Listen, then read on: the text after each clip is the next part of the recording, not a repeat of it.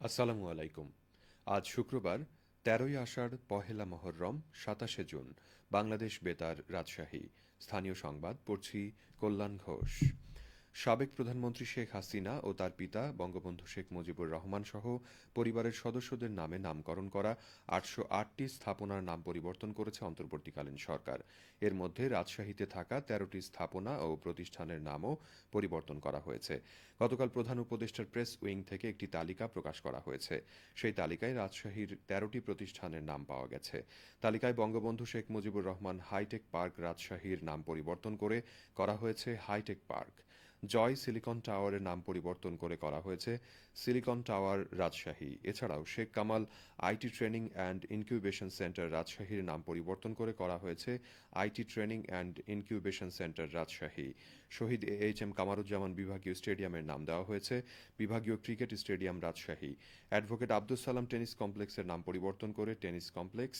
Sheikh Russel mini Tanore স্টেডিয়ামের নাম করা হয়েছে উপজেলা স্টেডিয়াম। সরকারি বঙ্গবন্ধু কলেজের নাম পরিবর্তন করে করা হয়েছে পদ্মা সরকারি কলেজ। বঙ্গবন্ধু আদর্শ উচ্চ বিদ্যালয়ের নাম করা হয়েছে রেসিডেন্সিয়াল আইডিয়াল স্কুল। বঙ্গবন্ধুর মোড় বালিকা উচ্চ বিদ্যালয়ের নাম করা হয়েছে খড়ের বাড়ি বালিকা উচ্চ বিদ্যালয়। শহীদ এইচ এম কামারুজ্জামান ডিগ্রি কলেজের নাম এখনও প্রক্রিয়াধীন রয়েছে। রাজশাহীর পবা উপজেলায় সরকারের খাদ্য বান্ধব কর্মসূচির আওতায় স্বচ্ছতা নিশ্চিত করতে উন্মুক্ত লটারির মাধ্যমে নতুন ডিলার নিয়োগ দেওয়া হয়েছে। গতকাল উপজেলা পরিষদ সভাকক্ষে এই লটারির আয়োজন করা হয়। এর মাধ্যমে নওহাটা ও কাটাখালী পৌরসভা এবং দামকুড়া ইউনিয়নের ১১টি বিক্রয় কেন্দ্রের জন্য ডিলার চূড়ান্ত করা হয়েছে। পবা উপজেলা নির্বাহী কর্মকর্তা আরাফাত আমান আজিজের সভাপতিত্বে অনুষ্ঠানে ডিলার নিয়োগ প্রক্রিয়া সম্পন্ন হয়। অনুষ্ঠানে বিশেষ অতিথি ছিলেন নওহাটা পৌর বিএনপির সভাপতি রফিকুল ইসলাম রফিক। লটারি কার্যক্রম পরিচালনা করেন উপজেলা খাদ্য নিয়ন্ত্রক এ.কে.এম. ফজলুল হক।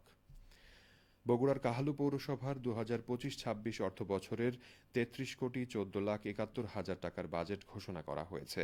গতকাল পৌর ভবনের সভাকক্ষে গণ্যমান্য ব্যক্তিবর্গের উপস্থিতিতে বাজেট পেশ করেন উপজেলা সহকারী কমিশনার ভূমি ও পৌর প্রশাসক রেবেকা সুলতানা ডলি। বাজেট অধিবেশনে প্রধান অতিথি ছিলেন উপজেলা নির্বাহী অফিসার মোহাম্মদ কাউসার হাবিব। এ সময় উপস্থিত ছিলেন উপজেলার প্রকৌশলী মোহাম্মদ মোখলেসুর রহমান, উপজেলা প্রাথমিক শিক্ষা অফিসার মোহাম্মদ নজরুল ইসলাম, উপজেলা যুব উন্নয়ন অফিসার মোহাম্মদ গোলাম মোর্শেদ। বক্তারা বলেন, এই বাজেট পৌর শহরের বিভিন্ন ওয়ার্ডের রাস্তাঘাট, ড্রেন, সড়কবাতি, বর্জ্য ব্যবস্থাপনা ও নগর উন্নয়নে বেশ কিছু গুরুত্বপূর্ণ অবকাঠামো নির্মাণ ও নাগরিক সুবিধা বৃদ্ধির লক্ষ্যে অর্থ ব্যয় করা হবে।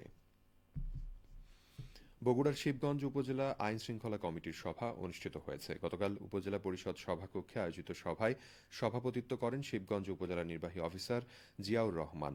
সভায় বক্তব্য রাখেন শিবগঞ্জ আসনের সাবেক এমপি জামায়াত নেতা মাওলানা শাহাদাতুজ্জামান, শিবগঞ্জ উপজেলা পরিষদের সাবেক চেয়ারম্যান ও শিবগঞ্জ উপজেলা বিএনপির সভাপতি মীর শাহে আলম, শিবগঞ্জ থানার অফিসার ইনচার্জ শাহিনুজ্জামান, উপজেলা কৃষি অফিসার আব্দুল হান্নান। সভায় উপজেলার সাম্প্রতিক আইন শৃঙ্খলা পরিস্থিতি, অবৈধ স্থাপনা, যানজট, চুরি, ছিনতাই, মাদক নিয়ন্ত্রণ, ইফটিজিং ও অন্যান্য অপরাধমূলক কর্মকাণ্ড নিয়ে বিস্তারিত আলোচনা করা হয়। উপজেলা নির্বাহী কর্মকর্তা জিয়াউর রহমান বলেন, জনগণের নিরাপত্তা নিশ্চিত করতে প্রশাসন কঠোরভাবে কাজ করছে। জনসচেতনতা এবং আইন প্রয়োগের মাধ্যমে সব ধরনের অপরাধ নিয়ন্ত্রণে আনা হবে। নাটোরে সুশাসন, সামাজিক ন্যায় বিচার, জেন্ডার সমতা প্রতিষ্ঠায় নাগরিকদের সক্রিয় অংশগ্রহণ নিশ্চিত করতে কমিটি গঠন বিষয়ক প্রশিক্ষণ কর্মশালা অনুষ্ঠিত হয়েছে। গতকাল উপজেলা কৃষি হলরুমে অনুষ্ঠিত কর্মশালায় প্রধান অতিথি ছিলেন নাটোর সদর উপজেলা নির্বাহী অফিসার আক্তার জাহান সাথী। সরকারি ও বেসরকারি দাপ্তরিক পর্যায়ে কমিটি গঠনের মাধ্যমে নাগরিক সেবার মান বৃদ্ধিতে আয়োজিত কর্মশালায় সরকারি ও বেসরকারি পর্যায়ের বিভিন্ন প্রতিষ্ঠানের কর্মকর্তাবৃন্দ অংশগ্রহণ করেন। কর্মশালায় স্থানীয় সরকার, সরকার কাঠামোতে জনগণের অন্তর্ভুক্তি ও অংশীদারিত্ব, নারীর ক্ষমতায়ন ও সামাজিক ন্যায় বিচার সংক্রান্ত প্রাসঙ্গিক চ্যালেঞ্জ মোকাবেলায় করণীয়, সামাজিক নিরাপত্তা বেষ্টনী এবং অন্তর্ভুক্তিমূলক সেবাদানের বিষয়ে কর্মশালায় সেশন পরিচালনা করা হয়। সবশেষে আবহাওয়া। আজ সকাল ৬টায় রাজশাহীতে তাপমাত্রা ছিল ২৭.৪ ডিগ্রি সেলসিয়াস। এ সময় বাতাসে আর্দ্রতার পরিমাণ ছিল ৯২%। রাজশাহী ও পার্শ্ববর্তী এলাকায় আজ সূর্যোদয় হয়েছে ভোর ৫টা ১৮ মিনিটে এবং সূর্যাস্ত সন্ধে ৬টা ৫৭ মিনিটে। সংবাদ শেষ হল। আমাদের পরবর্তী স্থানীয় সংবাদ দুপুর ১২টা ১০ মিনিটে।